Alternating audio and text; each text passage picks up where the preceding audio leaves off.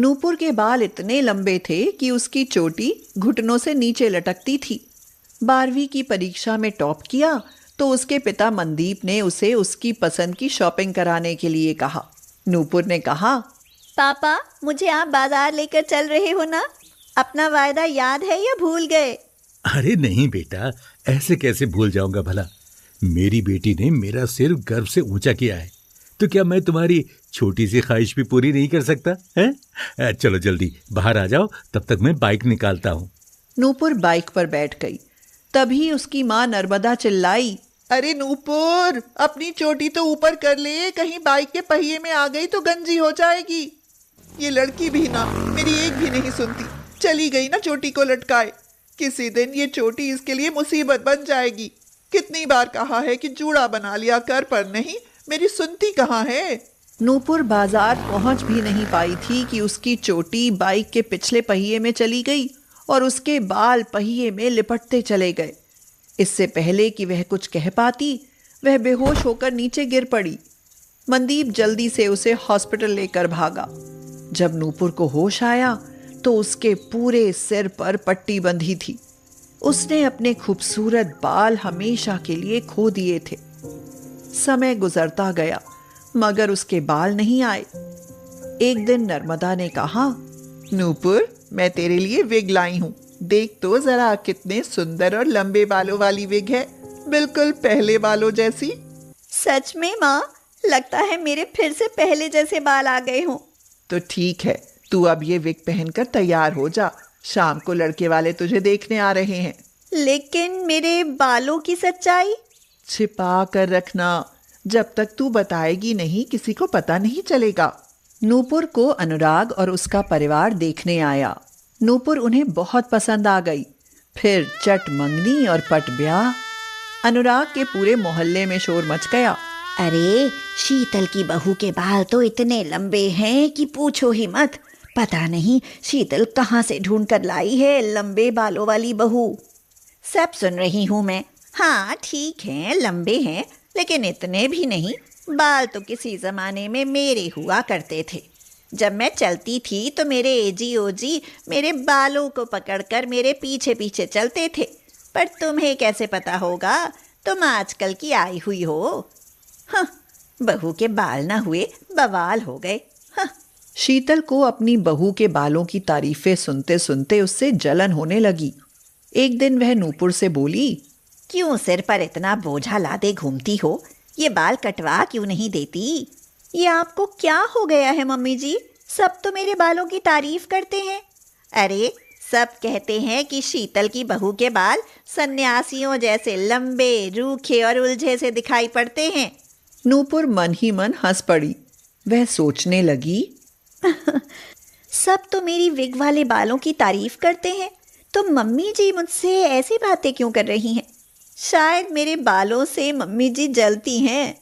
अगले दिन नूपुर ने अपनी विग धोकर पहनी। शीतल हैरान थी। ये क्या? आज तो बहू ने बाल धोए हैं, फिर भी पूरे घर में उसका एक बाल भी दिखाई नहीं दिया। बहू, जरा इधर तो आओ, तुमसे कुछ पूछना है। क्या मम्मी जी? ऐसा क्या लगाती हो बालों में जो एक भी बाल नहीं टूटता? मुझे भी बताओ ना। उम्र के साथ बाल भी कमज़ोर हो चुके हैं। मेरा भी मन है कि मेरे बाल भी तुम्हारे जैसे हो जाएं। लेकिन मम्मी जी, आप तो कह रही थी कि सब मेरे बाल रूखे, उलझे, यहाँ तक कि सन्यासियों के जैसे बताते हैं। फिर आप क्यों चाहती हो कि आपके बाल भी मेरे जैसे ही हो जाएं? ठीक है, मत बताओ। वैसे भी मुझे कोई शौक नहीं है तुम्हारे जैसे बालों का। हाँ, बस तुम्हारे बाल टूटते नहीं है इसीलिए पूछ लिया। एक दिन शीतल ने सोचा, देखूं तो बहू अपने बालों में क्या लगाती है। इसे बहुत घमंड है ना अपने बालों पर। इसे गंजी ना कर दूं तो मेरा नाम भी शीतल नहीं। हाँ। शीतल ने छिपकर देखा कि नूपुर अपने विग के बालों में सीरम लगा रही है, जिससे उसके बालों में हमेशा चमक बनी रहती है। ओह, ये बात। मैं कहती थी ना कि ये जरूर कुछ लगाती है अपने बालों में। अब देखो मैं क्या करती हूँ। शीतल चुपके से उसके कमरे में गई और उसकी सीरम की बोतल में बाल उड़ाने वाली दवाई मिला दी। अब आएगा मजा। मैं भी देखती हूँ कि कैसे चोटी घुमा घुमा कर चलती है। एक सप्ताह गुजर गया, लेकिन नूपुर के बाल टस से मस न हुए। शीतल ने सोचा, पता नहीं इसके बाल असली हैं या प्लास्टिक के, कुछ असर ही नहीं हुआ। एक दिन जब एक फूलदान टूट गया तो शीतल चिल्लाई, हाय, मेरा इतना सुंदर फूलदान तोड़ दिया बहू, क्या तुम्हें दिखाई नहीं देता? माफ करना मम्मी जी, वो चोटी पीछे कर रही थी, मगर वह फूलदान से टकरा गई और ये गिर पड़ा। एक दिन शीतल ने देखा कि नूपुर अपने बालों में कोई तेल लगा रही है। उसने मन में कहा, अच्छा, ये तेल भी लगाती है, बड़े नुकसान करती है। मेरा इतना सुंदर फूलदान तोड़ दिया, आज इसका तेल ही बदल देती हूँ। शीतल ने उसके तेल की शीशी में बालों को चिपकाने के लिए गोंद डाल दी।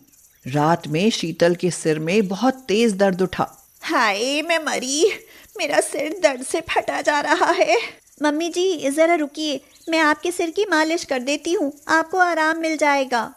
शीतल को क्या मालूम था कि वह तेल की वही शीशी उठा लाएगी जिसमें उसने गोंद भरी थी।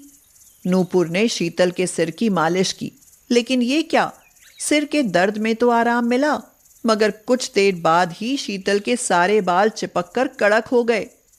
शीतल ने हैरानी से पूछा, बहू, ये क्या हो गया मेरे बालों को? हे भगवान, हाय मेरे बाल, ये तो सारे चिपक गए।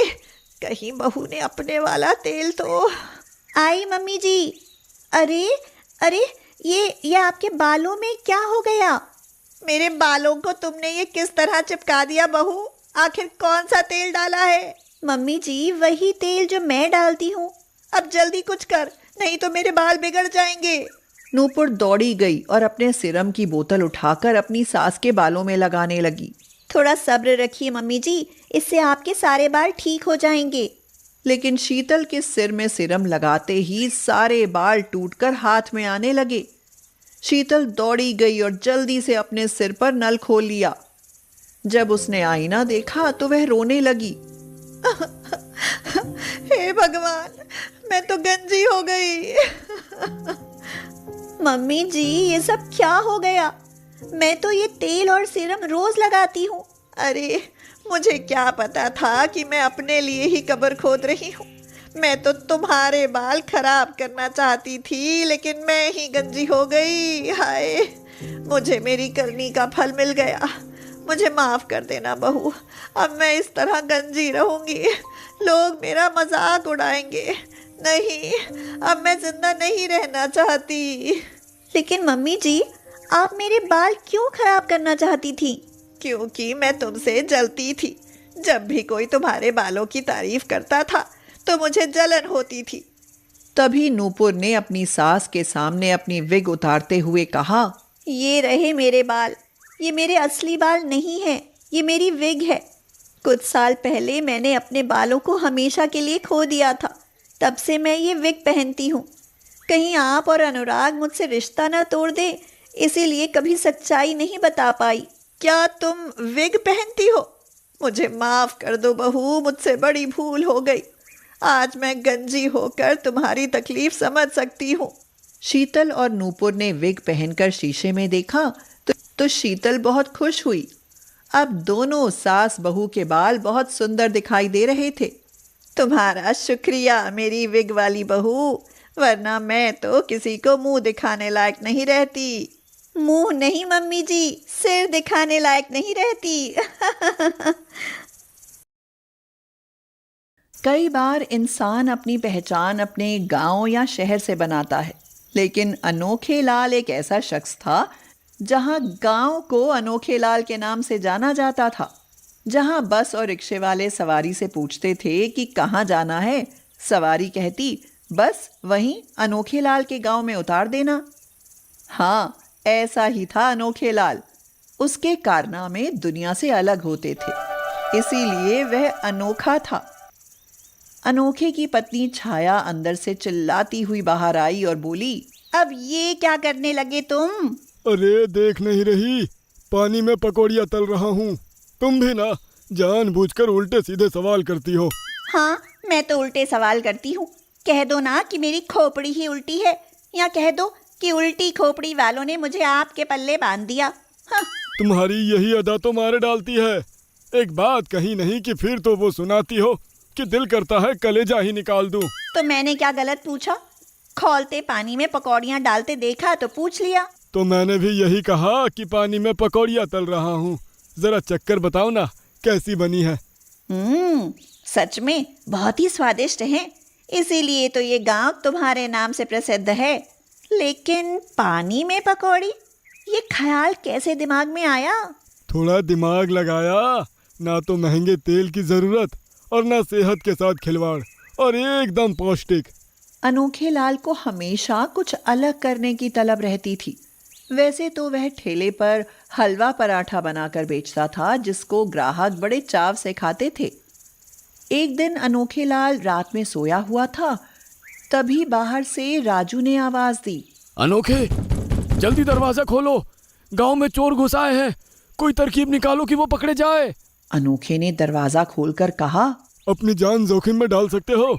कैसा जोखिम? आओ मेरे साथ, चोरों के पास चलते हैं। चोरों के पास?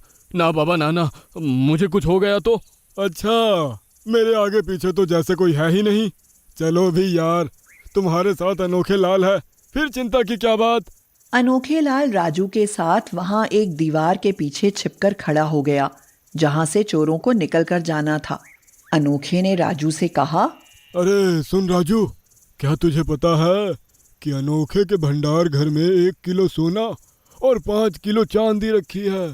हाँ, मुझे पता है। अरे मैं भी कितनी जोर से बोल रहा हूँ। अरे कहीं कोई सुन ना ले। चल तो कल रात अनोखे के घर में चोरी करते हैं। हाँ ठीक है, जैसा तुम कहो। उनकी बातें सुनकर चोर अनोखे के घर में चोरी करने दौड़ पड़े। पीछे से अनोखे भी पहुंच गया। वो चोर भंडार घर में माल ढूंढ ही रहे थे कि अनोखे ने बाहर से दरवाजा बंद कर दिया और पुलिस बुला ली। चोर पकड़े गए और गांव में अनोखे की बहादुरी की तारीफ होने लगी। अनोखे ऐसे ही काम करता था। एक दिन छाया ने कहा, ये चोर उचक्कों को पकड़ने के अलावा कुछ और भी सोच लिया करो। तुम्हें सोचता तो हूँ भगवान, तुम्हारे सिवा और क्या सोचूं, तुम ही बता दो। ऐसी बातें तो तुमसे खूब करा लो। जानते हो, चारू की 2 महीने की फीस नहीं गई और डुग्गू का भी क्रिकेट एकेडमी में दाखिला होना है। रसोई में सिलेंडर भी खत्म हो गया है। ऊपर से कल मेरी बहन अनीता भी आ रही है। ये क्यों नहीं कहती मेरी साली आ रही है, वो आए घर हमारे। खुदा की फितरत। जब देखो मस्ती छाई रहती है, जरा भी चिंता नहीं। घर में एक भी टका नहीं है। वो 4 साल बाद मेरे घर आएंगे, क्या खिलाऊं, क्या करूं, कुछ समझ ही नहीं आ रहा। हंसी मजाक एक तरफ, परेशान तो अनोखे भी था। उसका काम मंदा चल रहा था। आजकल के बच्चे मीठा और तला हुआ बहुत कम खाते हैं, इसलिए ये काम बंद करके वह कुछ नया करने की जुगत लगा रहा था। लेकिन ये क्या हुआ? अनीता कल आने वाली थी, वह तो एक दिन पहले ही आ गई। छाया ने कहा, तुम तो आज आ गई, कम से कम बताना तो चाहिए था। सुनो जी, जरा उधर तो चलना। बोलो, क्या बात है? क्या करूं अब, शादी के बाद पहली बार पति के साथ आई है। रसोई में सिलेंडर खत्म है, रसोई के डिब्बे भी हड़ताल पर बैठे हैं। कब से कह रही हूँ कि कुछ और काम देख लो, मगर फुर्सत कहाँ। बस गांव में खुद को अनोखा साबित करना ही तुम्हारा उद्देश्य है। अब अनीता और उसके पति के सामने क्या इज्जत रह जाएगी हमारी। तुम तो अपने रिश्तेदारों के लिए मेरे सिर पर बैठने को उतारू हो जाती हो। रुको जरा, मैं सिलेंडर का इंतजाम करता हूँ। और वो राशन वाले चावल है ना, उन्हें भिगो दो। आज अनोखे अपनी साली को कुछ गजब ही खिलाएगा। वह सिलेंडर लेने पहुंचा तो वितरण का समय खत्म हो गया और वह बिना सिलेंडर लिए वापस घर आ गया। मोहल्ले पड़ोस में अधिकतर मिट्टी के चूल्हे जलते थे, इसलिए वहां से भी इंतजाम नहीं हो सका। घर आकर अनोखे ने छाया से कहा, आज अपनी साली को अपने हाथ का बना डोसा खिलाता हूँ। दाल तो है, जरा तुम चूल्हे पर सांभर पका लो। बारिश के दिनों में चूल्हा? लगता है गैस नहीं मिली। सांभर तो ठीक है, लेकिन चूल्हे पर डोसा कैसे बनाओगे? धुएं से हालत खराब हो जाएगी। अरे वाह, डोसा! मुझे तो डोसा बहुत पसंद है। डोसा एक तरफ और 5 स्टार होटल का खाना एक तरफ। मैं तो अपने अनोखे जीजा जी के हाथ का डोसा ही खाऊंगी। छाया ने राहत की सांस ली कि कम से कम उसकी बहन ये तो नहीं कहेगी कि बड़ी बहन ने डोसा खिलाकर रफा दफा कर दिया। अनोखे ने सोच समझकर अपना दिमाग चलाया और स्त्री गर्म होने के लिए रख दी। छाया चूल्हे पर सांभर बना चुकी थी। तब तक अनोखे ने डोसे का सामान तैयार कर लिया। अनीता ने पूछा, जीजा जी, ये स्त्री का क्या करोगे? तुम्हारे लिए डोसा बनाऊंगा। स्त्री पर डोसा? हाँ, स्त्री पर डोसा। अरे मेरी साली स्पेशल है तो उसके लिए डोसा भी स्पेशल ही बनेगा। अब अनोखे स्त्री पर डोसा बनाता गया और सब लोग खाते गए। अनीता और उसके पति ने स्त्री के डोसा की जमकर तारीफ की। अनीता बोली, जीजा जी, ऐसा डोसा तो हमने जिंदगी में कभी नहीं खाया। हाँ, अरे खाया कैसे होगा जब आज तक किसी ने मेरे सिवा बनाया ही नहीं। शाम तक वो दोनों वापस चले गए। छाया ने कहा, मैं तो कहती हूँ कि यह हलवा पराठा छोड़ स्त्री पर डोसा ही बनाकर बेचना शुरू कर दो। हाँ, लागत कम और स्वाद ज्यादा। वैसे भी घर में राशन के चावल तो हर महीने आ ही जाते हैं। लगता है मेरे साथ रहकर तुम्हारे दिमाग का सिस्टम भी तेज चलने लगा है। आखिर अनोखी की बीवी हो। रहने दो, इतना दिमाग है मुझ में। अब मेरी छोड़ो और स्त्री डोसा के काम में ध्यान दो। हाँ, वही सोच रहा हूँ। बाकी सामान की तो जरूरत नहीं है, वो घर में इस्तेमाल कर लेना। लेकिन अभी सूजी बहुत बची है, पहले इस सूजी का ही डोसा बनाता हूँ। ज्यादा मेहनत भी नहीं लगेगी और डोसा खास्ता भी बनेगा। अगले दिन अनोखे ने अपना स्त्री डोसे का सामान जमा लिया। सांबर और चटनी वह घर से बनाकर ले आया था। उधर से गुजरते हुए लोगों ने पूछा, अरे भाई अनोखे, ये क्या कर रहे हो आज? ये स्त्री उल्टी क्यों रखी हुई है आज ठेले पर? लगता है फिर कुछ नया करने वाले हो। हाँ भाई, आज स्त्री डोसा बना रहा हूँ। बहुत समय हो गया, ग्राहक मीठे से ऊब गए हैं, इसलिए आज कुछ तीखा शुरू किया है। आओ तुम भी खाओ और स्वाद लगे तो ये खबर गांव में आग की तरह फैला दो कि अनोखे ने सड़क पर स्त्री डोसा का काम शुरू किया है। उन लोगों ने खाया तो बस खाते ही चले गए और बहुत तारीफ भी करी। शाम तक आसपास के गांवों में ये खबर फैल गई। वैसे भी उसने ठेला वहां लगाया जहां सड़क पर बस और रिक्शों से सवारी उतरती थी। आते जाते लोग, सभी लोग स्त्री डोसा खाने लगे और वह सड़क स्त्री डोसा बनाने वाले के नाम से मशहूर हो गया।